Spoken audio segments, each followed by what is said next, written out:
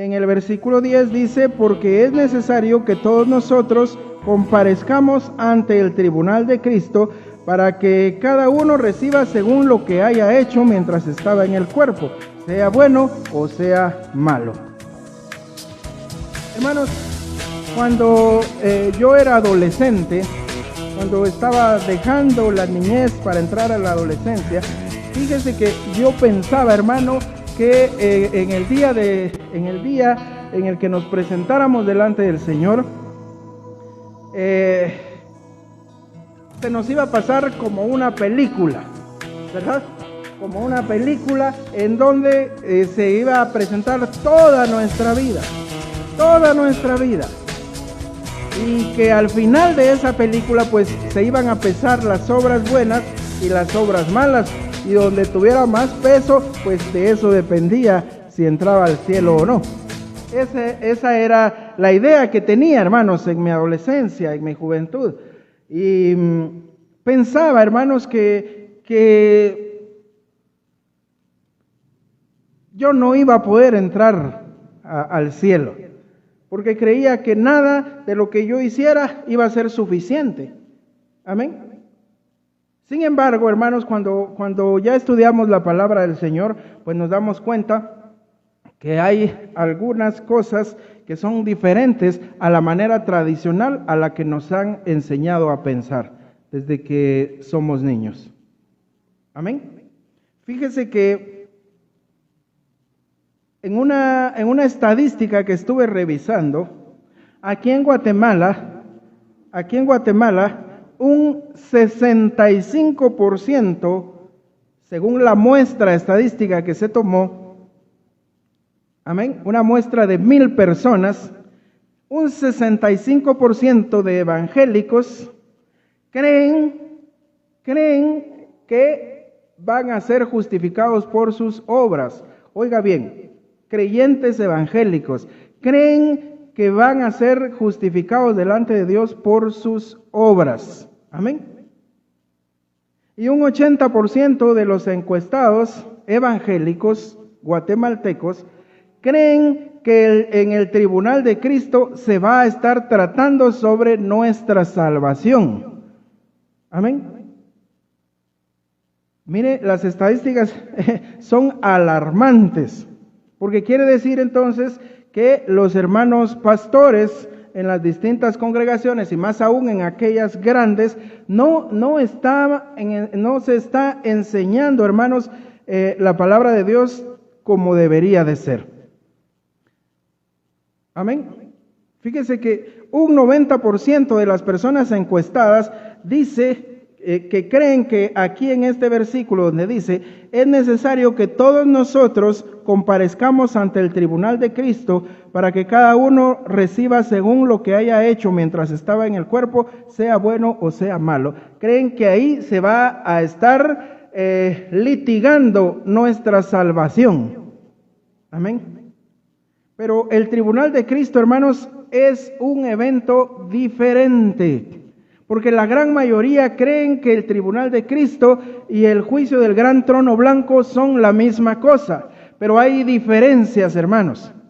La primera diferencia y la más importante es que en el tribunal de Cristo solo van a haber personas salvas.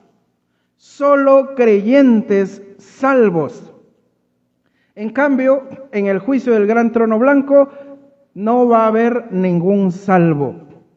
En el tribunal de Cristo se estarán litigando premios y galardones, mientras que en el juicio del gran trono blanco se va a estar litigando la condenación de los que no creyeron en Jesucristo. Amén. Evidentemente, hermanos, que aquí en el capítulo 5 de 2 de Corintios, Pablo, el apóstol, se está dirigiendo a creyentes, a gente ya salva. ¿Por qué digo esto, hermanos? Pablo está hablando aquí de cuerpos transformados. Amén.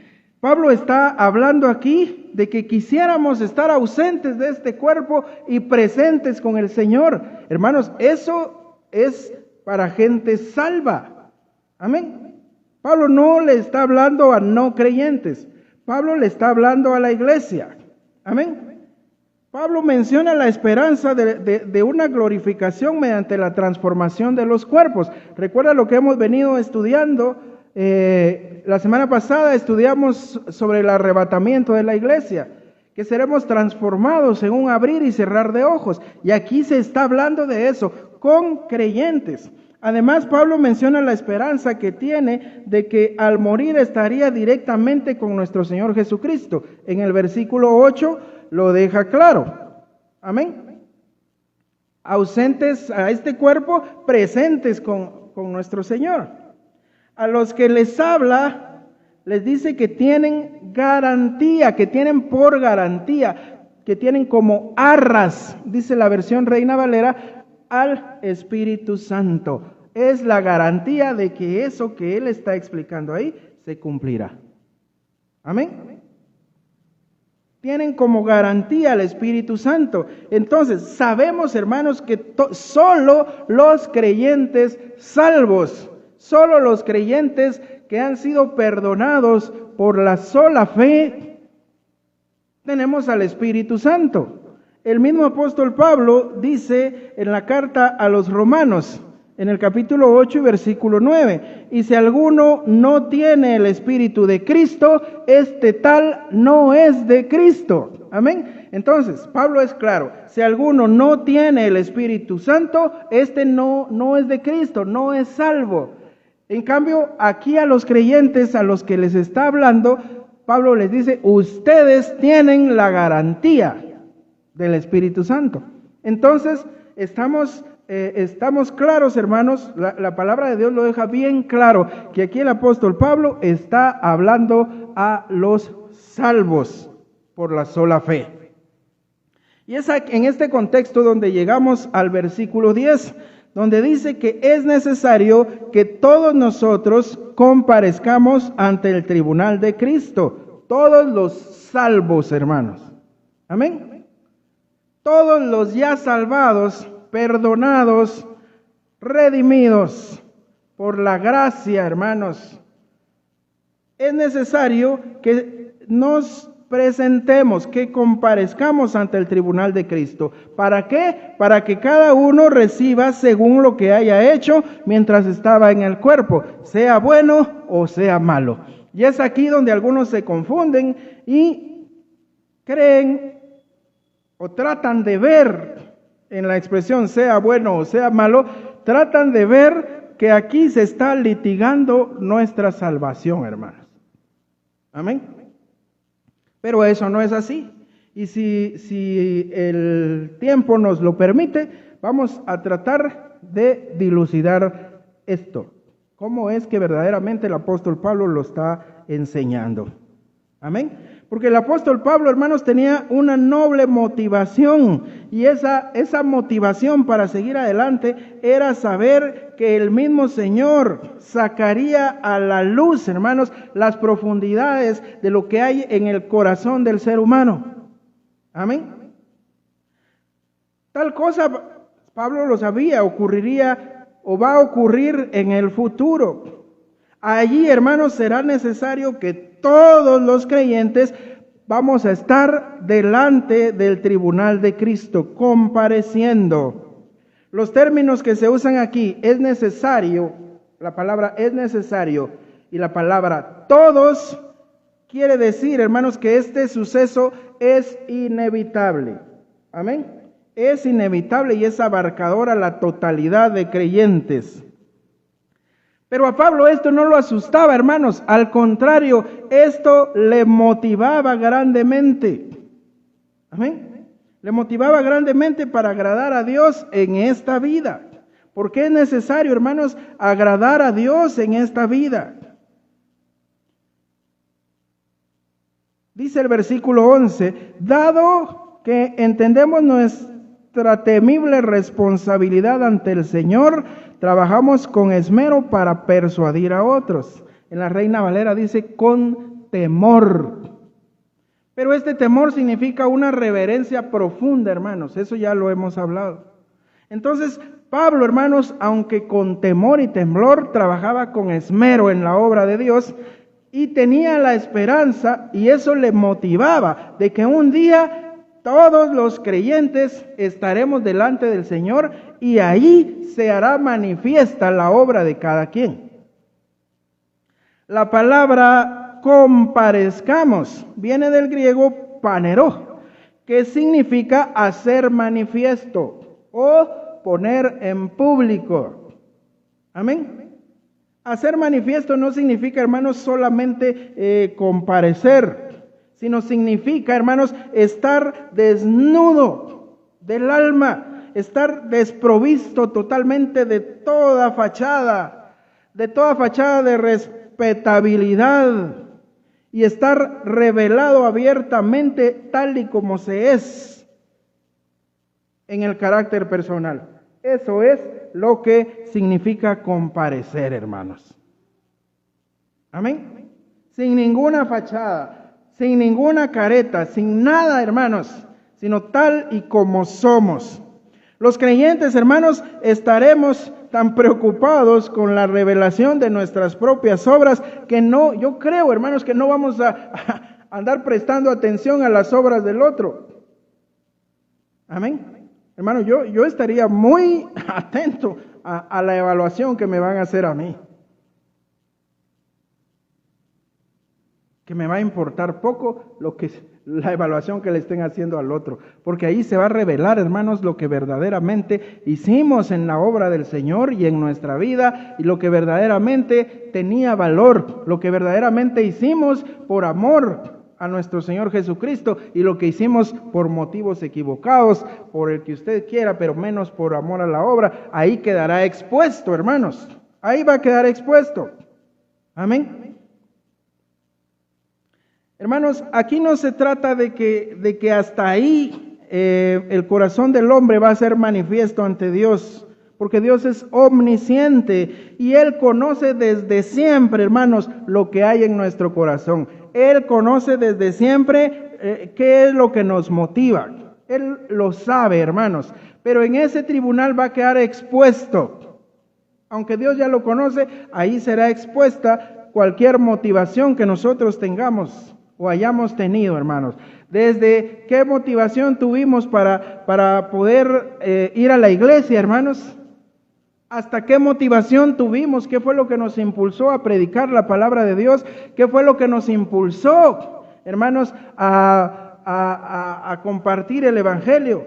Allí se verá, hermanos, a aquellos que con mucha tristeza, hermanos,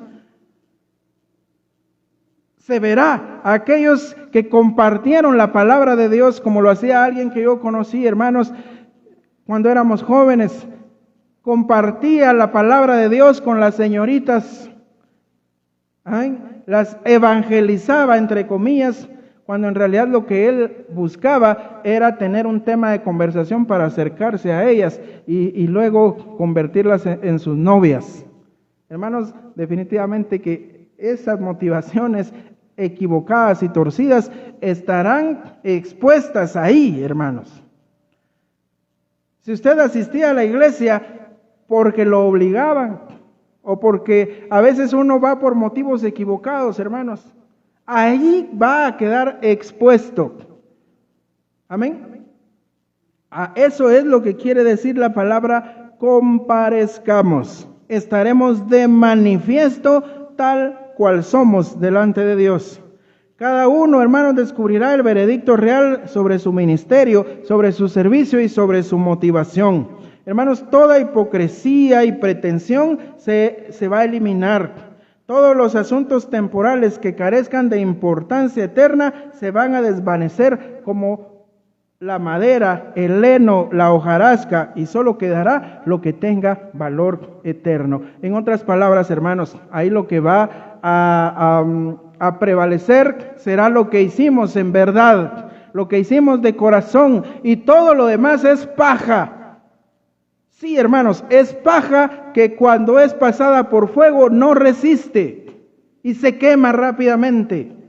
El heno, la paja, la hojarasca, la madera. Amén. La verdadera evaluación de la obra de cada uno, hermanos, que Dios hará, se mostrará ahí, se mostrará en aquel día. Los creyentes, hermanos, en el tribunal de Cristo no vamos a ser juzgados por nuestros pecados. Le repito, en el tribunal de Cristo, los que compareceremos ahí, y ahí Pablo se incluye, amén, porque él habla en plural y se incluye, los que compareceremos ahí, hermanos, no vamos a ser juzgados por nuestros pecados. En el juicio del tribunal de Cristo no se van a juzgar nuestros pecados. Eso no se va a litigar ahí, hermanos. ¿Por qué no se nos juzgará por nuestros pecados? Porque todo pecado de todo creyente ya se juzgó y ya se pagó, hermanos. El acta de decretos que había en contra nuestra ya fue anulada aquel día en la cruz del Calvario, hermanos. Cristo ya pagó por nosotros. El que no conoció pecado, a él Dios por nosotros lo hizo pecado para que nosotros fuésemos hechos justicia de Dios en él. Eso lo dice Pablo al final del capítulo 5 en el versículo 21. Amén. En la cruz, hermanos, Cristo nos redimió de la maldición de la ley. Por nosotros se hizo él maldición.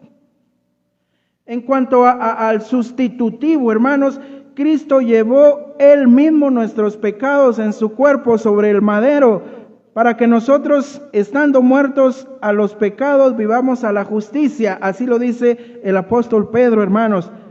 Pero Cristo, habiendo ofrecido una sola vez para siempre un solo sacrificio por los pecados, se ha sentado a la diestra de Dios, dice el escritor de los Hebreos.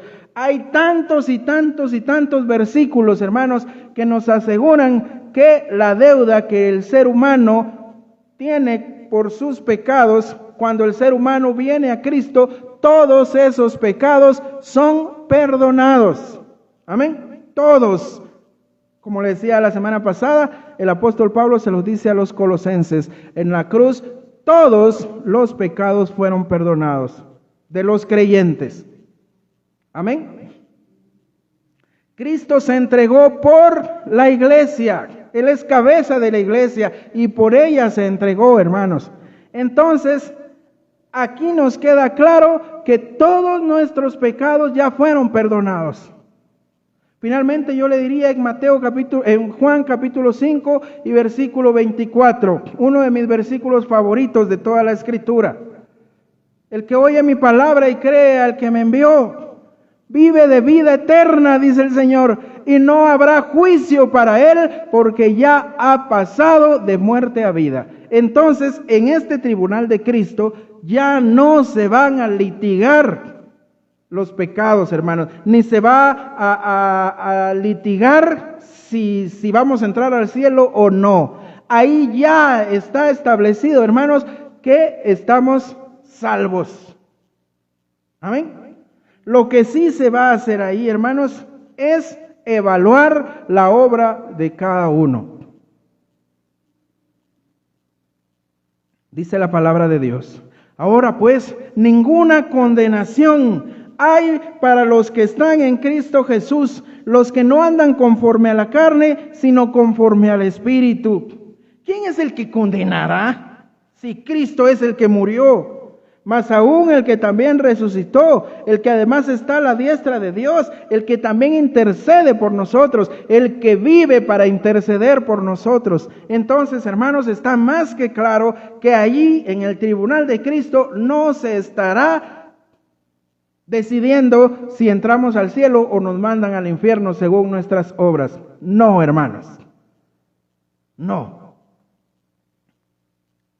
Aunque la salvación no es por obras, hermanos, la obra de cada uno es el resultado inevitable de si hay salvación. Amén. Vale la pena aquí, hermanos, en este pasaje, recordar, hermanos, que hay un acuerdo fundamental entre las enseñanzas de Pablo, quien dice que somos salvos por gracia, por medio de la fe y no por obras, para que nadie se gloríe. Hay una armonía, hermanos, tan maravillosa con la enseñanza de Santiago, que dice que somos justificados, además de la fe, por las obras. Algunos dicen que Santiago y Pablo se contradicen, pero no es así. Santiago lo que nos enseña a través del capítulo 2 de su epístola es que las obras son la manifestación visible de que hay una salvación por la sola fe. Amén. Solo Dios conoce el corazón de cada uno y sabe si hay fe genuina y fe salvadora. Amén. Pero cuando Santiago dice que somos justificados también por obras, en el capítulo 2 y versículo 24, él está diciendo que delante de Dios somos justificados por fe. Dios sabe quién es salvo por fe. Dios sabe quién verdaderamente ha sido creyente genuino. Pero los hombres no lo saben. Entonces somos justificados por las obras delante de los demás seres humanos. O sea que por medio de la forma en la que nos comportamos, los demás van a ver que ya somos salvos o que no lo somos, hermanos. La justificación del pecado, hermanos, es por fe en Cristo Jesús y no por obras. Pero esta fe, hermanos, es como la raíz oculta. La raíz de un árbol de naranja está oculta bajo tierra y nadie la ve. ¿Qué es lo que vemos, hermanos? ¿Qué es lo que vemos? Vemos la planta y vemos los frutos. Amén. Entonces, la salvación es cual si fuera la raíz, hermanos. No se ve, pero ahí está. Y esa raíz da una manifestación. Amén. Entonces diríamos, hermanos, que la salvación, si la salvación es como la raíz, las obras que nosotros hagamos son el fruto de que esa raíz está ahí. Amén.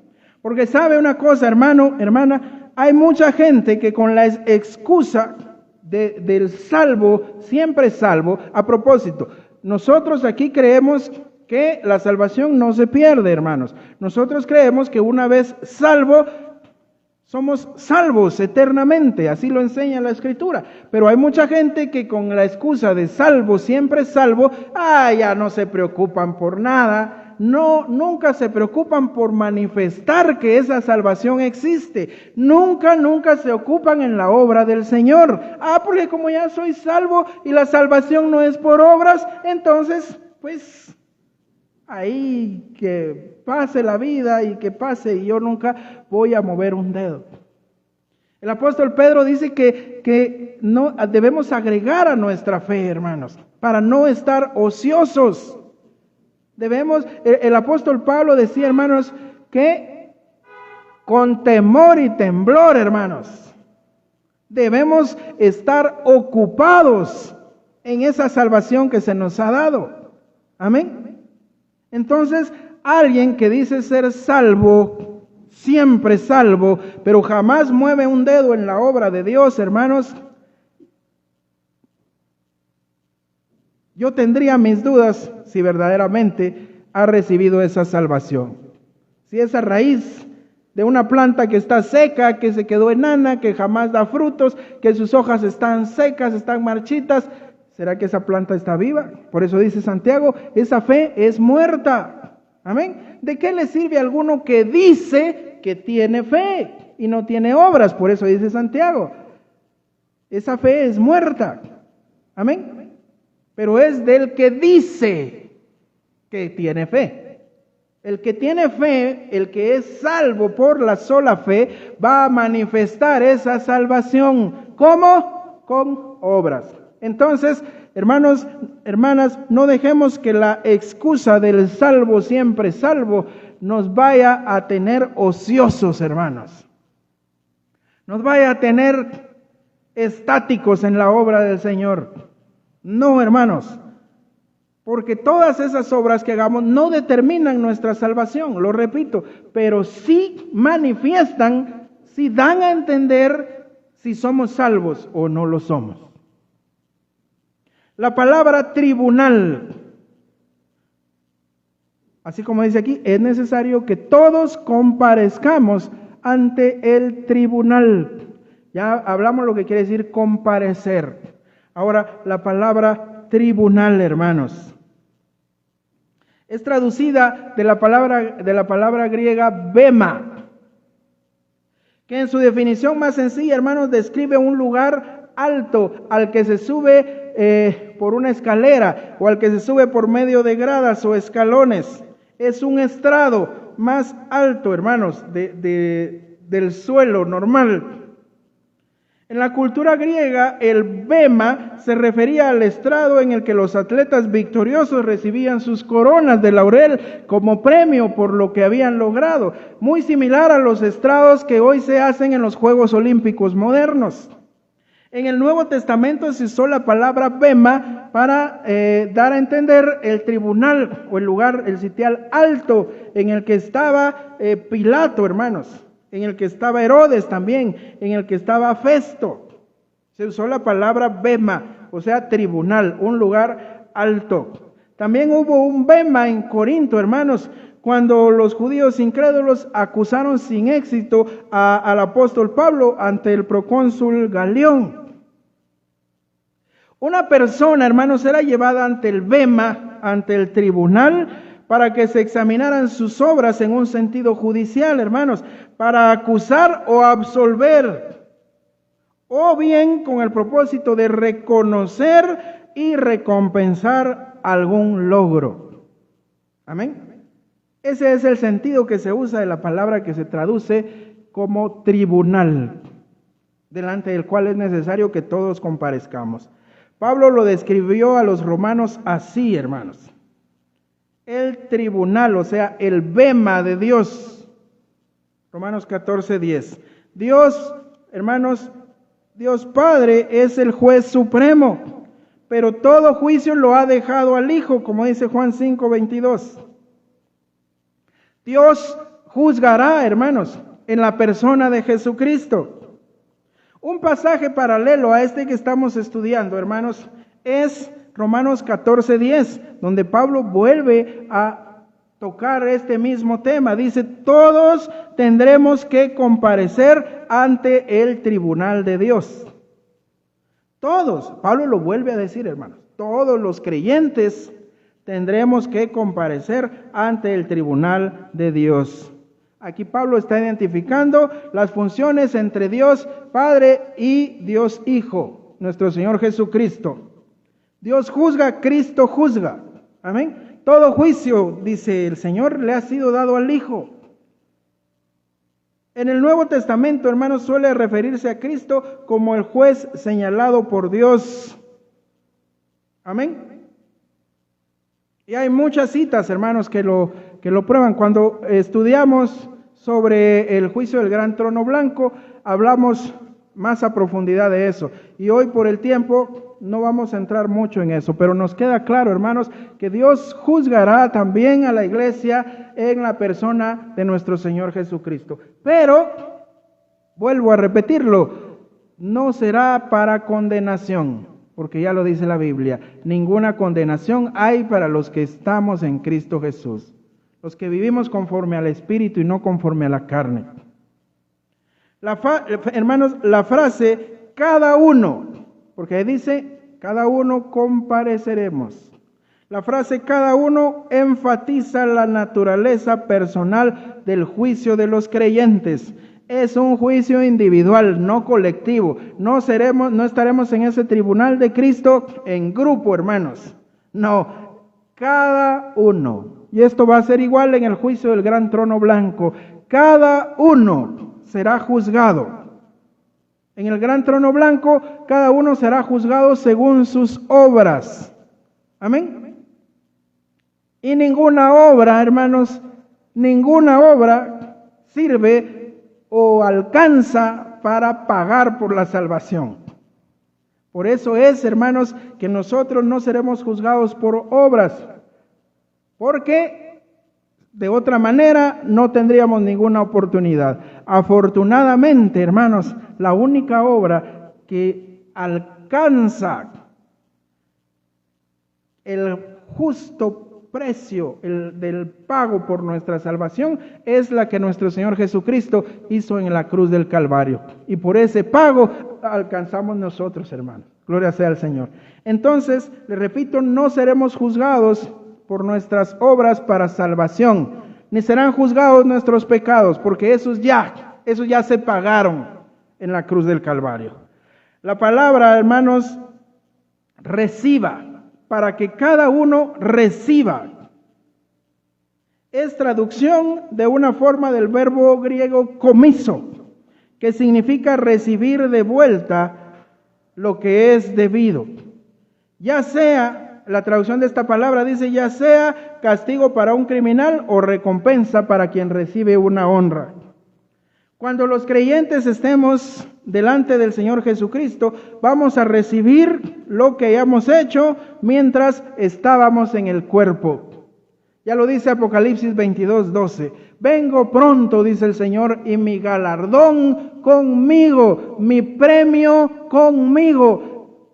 Amén. Que va a ser dado a cada uno según su obra. Fíjese bien, hermano, la diferencia que hay. Un premio, ¿por qué se lo dan a uno? ¿Por qué le dan premio? Porque uno hizo algo para ganarse ese premio. Un regalo, ¿por qué se lo dan? ¿Usted hizo algo para que le dieran un regalo? No, porque si hubiera hecho algo ya no sería regalo, sería salario o sería premio. ¿Entiende la diferencia? Entonces, el sentido de Apocalipsis 22:12, donde dice, vengo pronto y mi galardón conmigo, que le será entregado a cada uno según sea su obra. O sea, por las obras sí recibiremos galardones, hermanos, premios. Pero la salvación no es un premio, la salvación es por gracia, es un regalo que no merecemos, del cual no hicimos nada para obtenerlo, porque no podíamos hacer nada, hermanos. El Señor Jesucristo lo hizo todo. En cambio, este galardón que el Señor nos dará, sí será en base a nuestras obras. Amén. Por lo tanto, hermanos, no podemos dice aquí, lo que cada uno haya hecho mientras estaba, ¿en dónde? En su cuerpo. Amén. Por lo tanto, hermanos, no podemos menospreciar este cuerpo. El creyente no puede menospreciar este cuerpo, hermanos. No podemos tratarlo. El cuerpo es un templo, hermanos. Así lo describe el apóstol Pablo. Pero hay quienes tratan a su cuerpo como un parque de diversiones, hermanos, metiéndole sustancias nocivas, alcohol, drogas. Algunos menosprecian su cuerpo, hermanos, haciéndole tatuajes, poniéndose caras del diablo, hermanos, tatuadas, calaveras. Eso es menospreciar su cuerpo, hermanos. La Escritura, hermanos, dice que cada uno va a recibir según lo que haya hecho mientras estaba en el cuerpo. No debemos menospreciar este cuerpo que Dios nos dio, hermanos. Al contrario, nosotros debemos presentar este cuerpo, hermanos, como un sacrificio vivo, santo, agradable delante de Dios, el cual es el culto racional. Amén. El culto racional, presentar nuestro cuerpo en sacrificio vivo, puro, santo, agradable. No tratar a este cuerpo como si fuese un parque de diversiones, hermanos, o un prostíbulo, o un antro de vicio y perdición. No, hay que valorar este cuerpo. Amén. Y hay que cuidarlo. El uso de la palabra, hermanos, malo, porque dice, sea bueno o sea malo. Cada uno recibirá según lo que haya hecho en este cuerpo. Cuando estaba en el cuerpo, sea bueno o sea malo. El uso de la palabra malo no indica que el juicio de los creyentes será por el pecado. No indica que se va a evaluar el pecado. Ya le dije, ¿verdad, hermano? Ya anteriormente vimos que todo lo que debíamos por el pecado ya fue pagado, hermanos. Amén. Todo pecado ya quedó juzgado, ya quedó saldado. El acta de decretos que había en contra de nosotros a causa de nuestro pecado ya fue anulada en la cruz del Calvario. Pero la mejor definición y la más clara, hermanos, de la diferencia entre lo que Pablo quiere decir aquí, lo que es bueno y lo que es malo. O sea, lo que es malo es aquello que hicimos sin valor alguno delante de Dios. Eso es lo que Pablo quiere decir. Cada uno, hermanos, va a ser en el tribunal de Cristo, va a ser juzgado por las cosas que hizo mientras estaba en el cuerpo, sea bueno o sea algo que no tenía un valor delante de Dios. Eso es lo que se debe entender por el término sea bueno o sea malo. El apóstol Pablo nos da la definición más clara acerca de lo que es bueno y lo que es malo.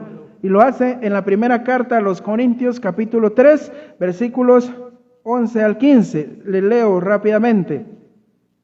Dice, porque nadie puede poner otro fundamento que el que está puesto, el cual es Jesucristo. Y si sobre este fundamento alguno edificare oro, plata, piedras preciosas, madera, heno, hojarasca, la obra de cada uno se hará manifiesta, porque el día la declarará. Pues si por el fuego será revelada, y la obra de cada uno, cual sea, el fuego la probará.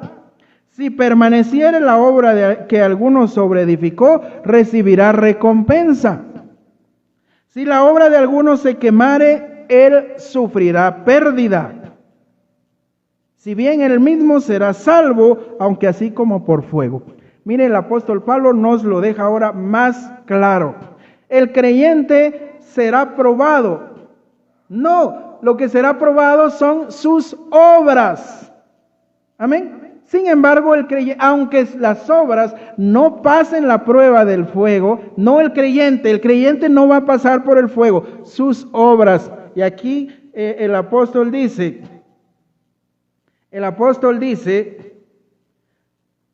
la obra de cada uno será manifiesta porque el día la declarará, pues por el fuego será revelada. Amén. Entonces, la obra de cada uno va a pasar por el fuego de la evaluación de Dios. No es que cada uno vayamos a ser pasados por fuego. Aquí hay una diferencia muy grande, hermanos. La obra de cada uno será probada. Amén. Y dice al final que si la obra de cada uno, de alguien se quema, no soporta, hermanos, la evaluación que Dios le hará, él mismo será salvo. O sea, aunque la prueba, hermanos, aunque nuestra obra no resista la prueba, ya tenemos la salvación. ¿Qué le parece? Él mismo será salvo, aunque así como por fuego. Amén. Hermanos, cuando se revisa, el día que se revise todo el servicio, hermanos, que hemos hecho para el Señor, el proceso de servicio es asemejado a la acción del fuego, hermanos. El servicio que hemos hecho, que verdaderamente ha dado gloria a Dios y ha bendecido a los demás hombres, no quedará afectado por el fuego. Es como si pasamos el oro macizo por una llama, hermanos. ¿Qué le pasa al oro? No le pasa nada. Si pasamos plata maciza en medio de una llama, no pasa nada. Si pasamos piedras preciosas por una llama, no pasa nada. En cambio, aquello que haya suscitado perturbación entre el pueblo de Dios, aquello que hayamos hecho por los motivos equivocados, aquello que hayamos hecho que no haya exaltado a Dios, hermanos, aquello sin valor, o sea, lo que Pablo dice, lo malo, que no se refiere al pecado, sino aquello que hayamos hecho por motivos equivocados, aquello que hayamos hecho con un corazón que no está dispuesto, que lo hicimos por cualquier otro motivo, hermanos. Es como si pasamos la paja por el fuego. ¿Qué pasa con un pedazo de paja si usted lo pasa por una llama? Inmediatamente se enciende. ¿Qué pasa si usted pone hojas secas en la llama? Inmediatamente arden. Amén. ¿Qué pasa si usted pone madera de ocote en una llama? Inmediatamente se enciende. A eso se refiere el apóstol. Amén. A eso es a lo que se refiere. El fuego mismo, dice, probará la calidad de la obra de cada uno. Amén. Yo quisiera, hermanos, porque miren, hay quienes trabajan en la obra del Señor, hermanos. Hay quienes trabajan en la obra del Señor y predican a Cristo, pero lo hacen por motivos equivocados. Yo quiero, por favor, hermanos, por motivos de tiempo, si alguien me puede leer Filipenses en el capítulo 1, versículos 15 y 16. Veremos ahí, hermanos, que hay quienes predican la palabra del Señor, pero con motivos equivocados. Y hay mucha gente, hermanos, que así lo hace. Amén. Que el Señor nos libre de eso. Alguien que lo tenga, que me lo lea, por favor. Filipenses 1, 15 al 16.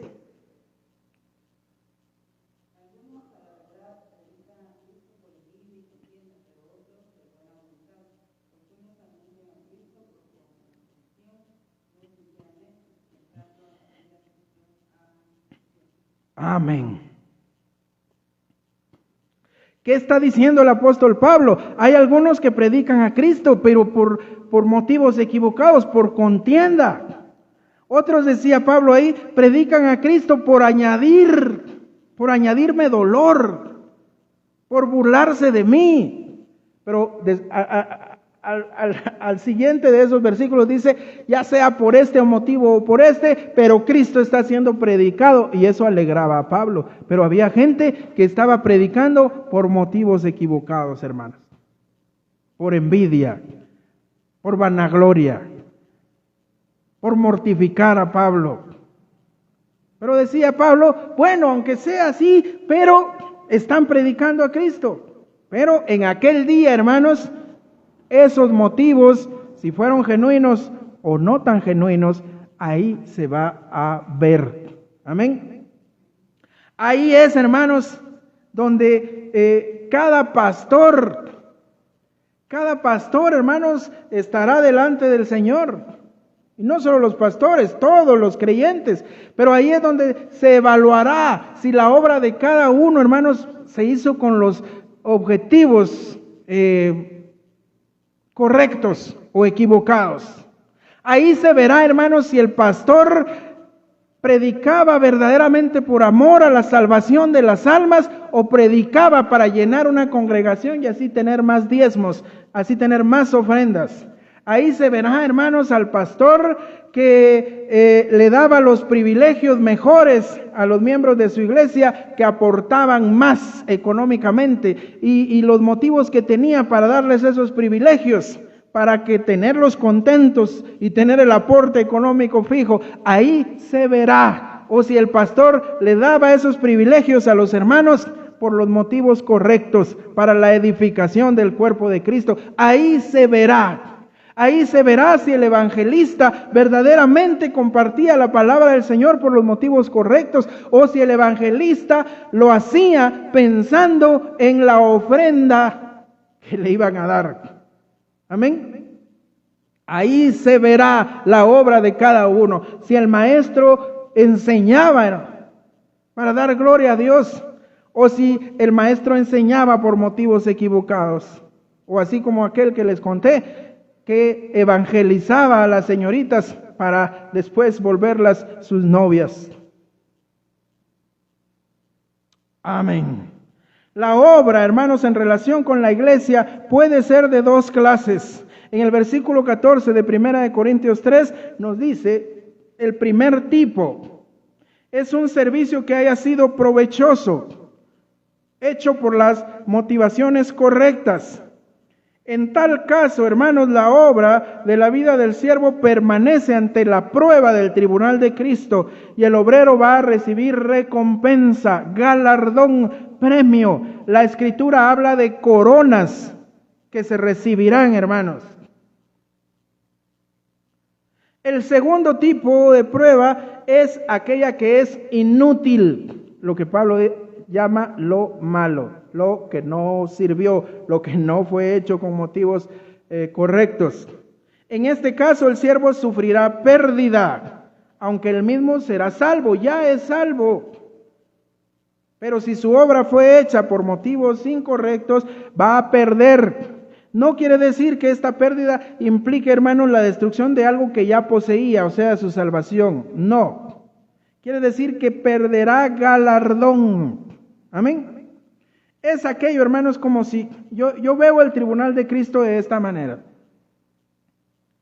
Cuando nosotros nos graduamos de la escuela de historia en la Universidad de San Carlos, estábamos ahí todo el grupo de graduados. Todo el grupo estábamos ahí. Pero se dieron galardones solo a 3 personas que destacaron. Amén. Que destacaron según lo que hicieron. Todos tenían su título. Todos ya tenían el título de la profesión de la que nos graduamos. Pero fueron galardonados solo 3. Fíjese.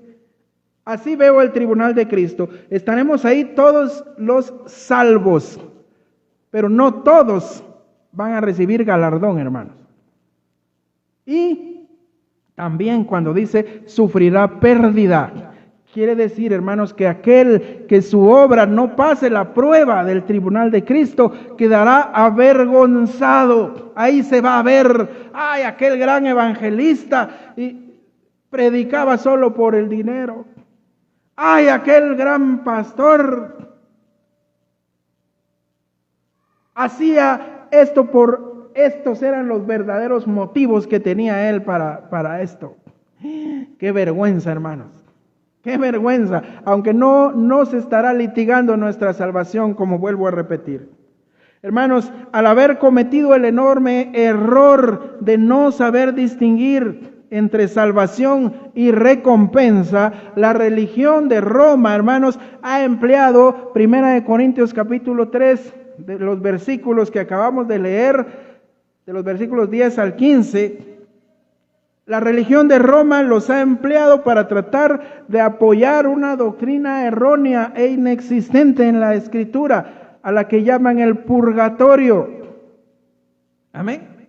Esta doctrina dice que si usted en esta vida no ha sido lo suficientemente malo para ir al infierno, ni tampoco lo suficientemente bueno para ir al cielo, tiene que estar en ese lugar intermedio llamado purgatorio, donde usted estará entre llamas, usted estará siendo atormentado por el fuego, dicen. Amén. Y se basan en esto. Pero aquí 1 Corintios capítulo 3 dice que lo que será pasado por fuego es la obra de cada uno, no que cada uno seremos pasados por fuego, hermanos. Amén.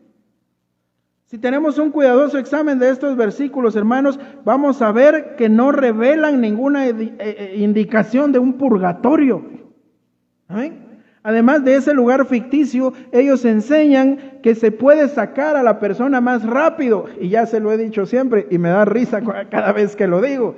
Si los familiares le mandan a pagar misas, lo sacan más rápido del purgatorio. Imagínense. Y peor si estas misas son con mariachi, más rápido todavía.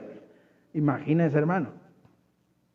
Cuando lo que verdaderamente estos versículos nos están diciendo, que ya a los salvos lo que se va a probar es su obra para galardón, no para salvación, hermanos.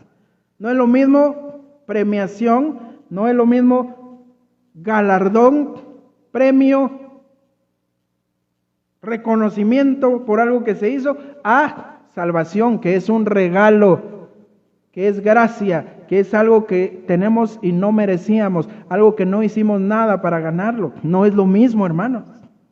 Pero la religión de Roma se confunde en esto, hermanos. No aparece el concepto de que el fuego purifique a la persona misma, ni que purifique el carácter de nadie. Más bien el fuego pone a prueba la obra y no al individuo. Pone a prueba el servicio del hombre, no al hombre. El hombre es salvo. Mire, hermano, y esto que le quede bien grabadito en su mente, el ser humano es salvo aunque sus obras en el tribunal de Cristo queden consumidas por el fuego. Aunque las obras no pasen la prueba del tribunal de Cristo, el ser humano es salvo. Ahí dice el apóstol Pablo, el tal se salvará serás salvo, aunque como por fuego. O sea, el fuego de la vergüenza también, hermanos. Amén. Ya vamos terminando. Ya vamos terminando, hermanos. Un pensamiento interesante en relación con este versículo es que la palabra de Dios, hermanos, es citada como fuego. La palabra de Dios es citada en la Escritura como fuego. Jeremías 23:29 dice: ¿no es mi palabra como fuego, dice Jehová, y como martillo que quebranta la piedra? O sea, hermanos, que la palabra de Dios es fuego. Amén. La palabra de Dios es fuego. Y la palabra de Dios que pondrá a prueba nuestro servicio en el tribunal de Cristo está disponible ahora, hermanos. La tenemos disponible ahora. Ese fuego que probará nuestra obra. O sea que si estamos edificando de acuerdo a la palabra de Dios, que es fuego, entonces, hermanos, nuestra obra resistirá la prueba del fuego en el día venidero, si edificamos conforme a la palabra de Dios. El único fundamento de la vida cristiana es el Señor Jesucristo, hermanos. Y sobre de Él nosotros edificaremos. Para terminar, hermanos, los creyentes debemos construir sobre ese fundamento que ya tenemos, que es Cristo, como nos exhortó Pedro, hermanos. Vosotros también, poniendo toda diligencia por esto mismo, añadid a vuestra fe. O sea que, hermanos, no nos podemos quedar solo con la fe salvadora que ya tenemos. Ya tenemos la salvación solo por fe, eso es cierto. Pero no nos debemos quedar así, debemos obedecer la Escritura. Y dice que a esa fe salvadora debemos de añadirle virtud. A la virtud conocimiento, al conocimiento dominio propio, al dominio propio paciencia, a la paciencia piedad, a la piedad afecto fraternal y al afecto fraternal amor. Porque si estas cosas están en vosotros y abundan, no los dejarán estar ociosos y sin fruto en cuanto al conocimiento de nuestro Señor Jesucristo. Aquí habla de la importancia de las obras, que no son para salvación, pero que ellas manifiestan que esa salvación existe. Y de esa manera no podremos estar ociosos, o sea, desocupados en la obra de Dios. O sea, sin nunca mover un dedo. No, hermanos. Los creyentes no debemos edificar para la eternidad con madera, con heno, con paja, con hojarasca, sino con oro, piedras preciosas, con plata. Eso, hermanos, eso simboliza aquella obra que se hace por motivos correctos. Amén. De corazón, diríamos aquí en Guatemala. Aquello que se hace de corazón. Por amor a la obra, por amor a Cristo, por amor al Señor de la mies. Amén. Hermanos, estos materiales son indestructibles y sobrevivirán el juicio del fuego. Las primeras obras, aunque no sean malas, hermanos, las que representan la hojarasca, la paja, la madera, no son los pecados, ya lo dejamos claro, pero son las cosas que se hicieron por motivos equivocados, que no sirvieron para la obra del Señor, que no edificaron. Los creyentes recibiremos recompensa por la obra que hayamos hecho. Amén.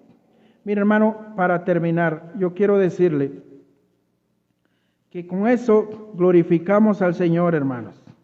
Glorificamos al Señor de la manera en la cual nosotros nos portamos. Las cosas que hacemos en este cuerpo, hermanos, tienen un valor en la eternidad. Recuerde eso. Las cosas que hacemos mientras estemos en este cuerpo tienen un valor en la eternidad. Y más aquellas que hacemos en la obra del Señor. Oremos. Padre, te doy gracias que nos has permitido en esta mañana compartir tu santa palabra. Gracias, Señor, porque nos muestras que en aquel día, Padre, vamos a comparecer delante de ti, Señor. Gracias por la salvación, por gracia que nos has dado, Señor. regalo inmerecido, pero tú nos lo has concedido en tu misericordia. Ayúdanos, Padre, a no permanecer ociosos. Ayúdanos a anhelar estar en aquel día delante de ti, Señor, en ese tribunal precioso en el que nuestras obras van a ser evaluadas.